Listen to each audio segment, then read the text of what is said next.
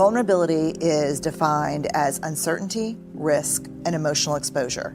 Can you name one act of courage that you've ever been involved in or that you've ever even witnessed that did not involve uncertainty, risk, and emotional exposure? And it's a loaded question because I know the answer is no, because I've asked it thousands and thousands. I've stood in front of Navy SEALs and Special Forces military personnel and said, I want you to try hard to give me an example of courage that didn't require vulnerability. And in 10 years, I've never had a single person give me an example of courage, even on the field, that doesn't involve vulnerability. If you think you're being brave and it doesn't involve risk or uncertainty, you're not being that brave. You know how it's going to turn out. It's not courage. And so in that moment, people go, shit, but I want to be brave and I don't want to be vulnerable. And I'm like, therein lies. No one wants to be uncomfortable. No one wants to be vulnerable, and everyone wants to be brave. And it just doesn't work like that. I mean, when I ask people what is vulnerability, people would say, initiating sex with my wife, sending my child out the door who thinks he's going to make the first chair in orchestra and knowing he's probably not going to make the orchestra at all, getting fired, starting my own business, saying I love you first in a relationship, trying to get pregnant after my first miscarriage. Vulnerability, it's uncertainty, it's not knowing, but doing it anyway because it's the brave thing to do. The problem is, I think, that the greatest shame trigger for men is do not be perceived as weak. And in our culture, we believe that vulnerability is weakness. So you don't have to skip too many steps before you go, hey, it's shaming to be vulnerable. And so men do two things in the face of shame: pissed off or shut down, put on a mask. And so what we're learning and what people are starting to see very quickly is you cannot be a courageous leader if you're not vulnerable. If you're not willing to have hard, uncomfortable conversations, give hard feedback, receive hard feedback, excavate issues like Charlottesville that no one wants to talk about. Like, discomfort is the great enemy of courage. Like, my motto is, we say it here all the time, choose courage over comfort, because you can't have both. And if you think you're being brave and you're super comfortable, you're not being that brave. I was so shocked to learn in the research that the opposite of belonging is fitting in. Because fitting in is assessing a group of people and thinking, who do I need to be? What do I need to say? What do I need to wear? How do I need to act? And changing who you are. And true belonging never asks us to change who we are. It demands that we be who we are. Because if we fit in because how we've changed ourselves, that's not belonging. That's not belonging because you betrayed yourself for other people, and that's not sustainable. You start to lose yourself. So I think it's hard. You have to show up as who you are. You can lose yourself in the fitting in, and you can lose yourself in the rebuttal to the fitting in. It's really hard. I mean, it's this thing that is a quote that is, Braving the Wilderness is all about this, starts with this quote from Maya Angelou, that we're never free until we belong nowhere. We belong everywhere, which is nowhere, which is no place at all. Which I thought was a terrible quote for many years. And I was like, why are you saying that, Dr. Angelou? But then I realized, and she says, the cost is high, but the reward is great. I think that's the thing, that I feel like I belong everywhere I go, no matter where it is or who I'm with, as long as I never betray myself. And the minute I become who you want me to be in order to fit in and make sure people like me is the moment I no longer belong anywhere. That is hard. I mean, that's a hard practice. That's an everyday practice. Blame. How many of you are blamers? How many of you, when something goes wrong, the first thing you want to know is whose fault it is? I'm like, hi, my name is Brené. I'm a blamer. How many of you go to that place when something bad happens, the first thing you want to know is whose fault is it? Even I'd rather it be my fault than no one's fault. Because why? Why? Because it gives us some semblance of control. It gives us some semblance of control. But here, if you enjoy blaming, this is where you should stick your fingers in your ear and do the na thing, because I'm getting ready to ruin it for you. Because here's what we know from the research. Blame is simply the discharging of discomfort and pain. It has an inverse relationship with accountability, meaning that people who blame a lot seldom have the tenacity and grit to actually hold people accountable, because we expend all of our energy raging for 15 seconds and figuring out whose fault something is. Accountability, by definition, is a vulnerable process. It means me calling you and saying, hey, my feelings were really hurt about this. No, and talking. It's not blaming. Blaming is simply a way that we discharge anger, which is really hard. And blaming is very corrosive in relationships, and it's one of the reasons we miss our opportunities for empathy.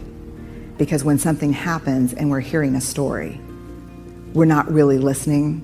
We're in the place where I was, making the connections as quickly as we can about whose fault something was. There's a researcher at the University of Kansas Lawrence, C.R. Schneider, he died a couple of years ago, who spent his career studying hope. I lucked into his research because when I had my list of words that all of these wholehearted men and women had in common, I took a combination of them one day for the millionth time, doing a keyword search in the academic literature, and I came up with his theory on hope.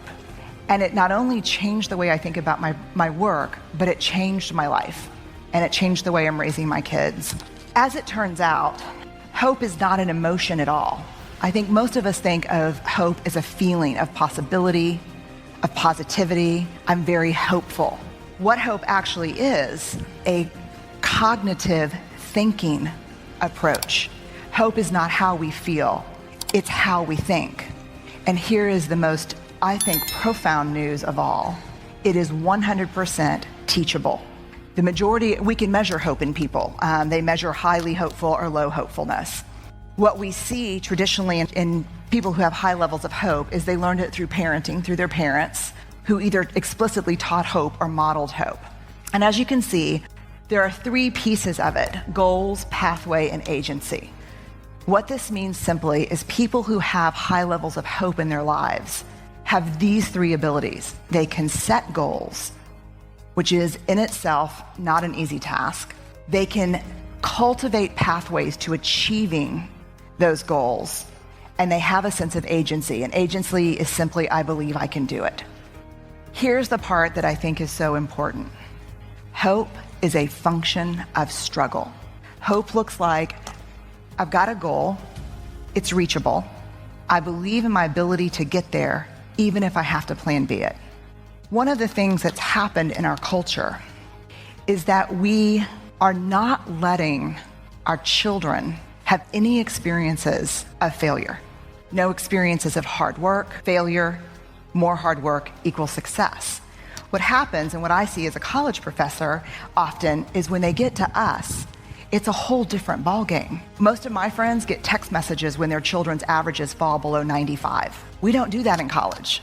The workforce, the last Fortune 200 company I spoke with, they said one of the greatest problems with a number of younger employees contacting their parents about performance evaluations and asking them if they could call their bosses. We think of hope as this really binding emotion, this kind of collective dreaming that we do together. And I think it can be a collective binding experience, but it is not bound around gauzy feelings of possibility. When hope brings people together, it brings people together from a place of struggle through hard work to achievement. And people who experience that together, whether you're a team working in an ad agency on the next presentation, or you're a family, or you're a group of kids in class, what brings people together is the sense of success, of accomplishment, having experienced struggle. And so what I would invite you to think about at least, is that hope is a function of struggle. And it's the product of not tying our failure to who we are. The biggest thing that gets in the way of this whole idea of agency and pathway is that if I fail, I am a failure. What we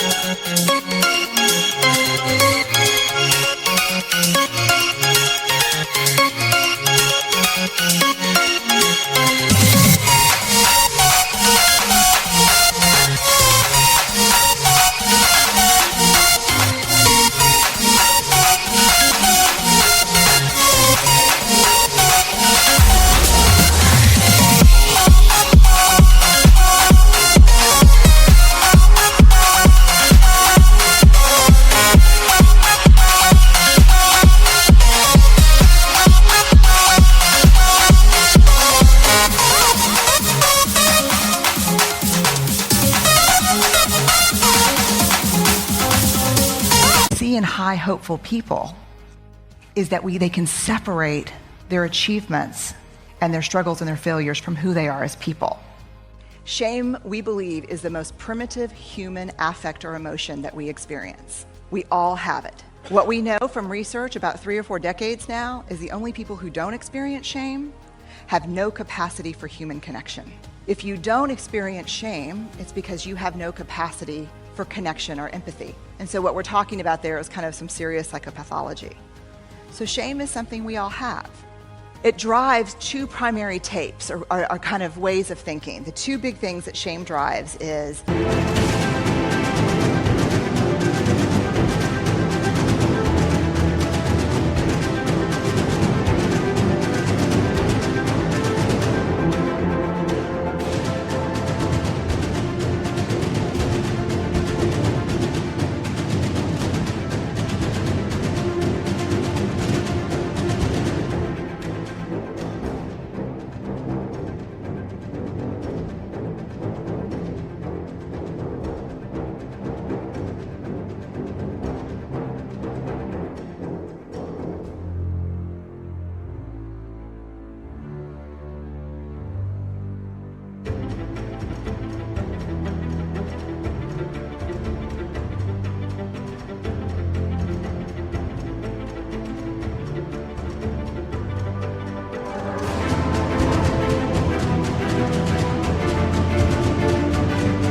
never good enough, and who do you think you are?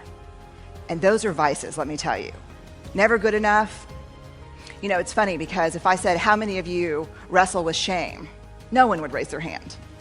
But if I said, how many of you struggle with perfectionism? That would be different, right? Would that feel different? Yeah, it would feel different. Shame, birthplace of perfectionism. Where we struggle with perfectionism, we struggle with shame. So this is a really universal thing for all of us. And it's really best easily understood as the fear of disconnection. There's something about me, there's something I've done or failed to do, where our self-worth is tied to our net worth, where everyone's houses are supposed to look like stills out of the Pottery Barn catalog. You know, how many of you received the Fall Pottery Barn catalog? It's devastating to me. It is. I just want, for one autumn, for all the pumpkin crap to be outside and to have my kids in slow motion in sweaters. That's just one time, you know? We have a media that tells us what we should look like, how much we should make, what we should weigh, how many times a week we should be having sex. We got the rules. And no one's doing it, but everyone's pretending. The issue around shame is it's an absolute silent epidemic. It's so funny because no one will talk about shame. But if you look at the Nielsen ratings for the last 5 years, the shows that really capture the top 10, shame-based programming, reality TV. You want to know what courage is to me? What courage is to me is the ability to tell your story and like who you are in the process of doing that. And that's hard. Men and women who have high levels of shame resilience, what I found, and this is the work I've been doing for the last 3 years, have a tendency to have more authenticity. They live with a deeper sense of love and belonging, and they have a much more resilient spirit. And I think those are the things we're after. I think we want to feel comfortable in our own skin. I think we want a deep sense of love and belonging. I think it's a basic human need. And I'll tell you very quickly, if you were to ask me just from the data, what is the difference between people who have a deep sense of love and belonging and people who are struggling for it? The answer would be worthiness. That's the only difference. Men and women who carry a deep sense of love and belonging within them believe that they're worthy of love and belonging. The trick is no prerequisites. Not when I make partner, not when I lose 20 pounds, not if I get pregnant, not if my husband comes back, not if my daughter gets into Yale, not if I make the Fortune 500. No prerequisites. Just as is, right now, worthy of love and belonging. And the last thing is a resilient spirit. That is an absolute outcome of being able to live in your story. You know, we get to rewrite the endings of our stories if we were willing to walk into them and own them. It's a powerful thing. Shame versus guilt, very quickly. This is really important. A lot of people confuse these two. The difference between shame and guilt is the difference between I am bad and I did something bad. How many of you in the audience, if you made a mistake and hurt someone's feelings, how many of you would be willing to say, I'm sorry I made a mistake? Show of hands. How many of you, if you made that mistake, would be willing to say, I'm sorry, I am a mistake? That's the difference between shame and guilt. Here's what we know, 3 decades of research. Shame, highly correlated. Addiction, violence, depression, bullying, and eating disorders.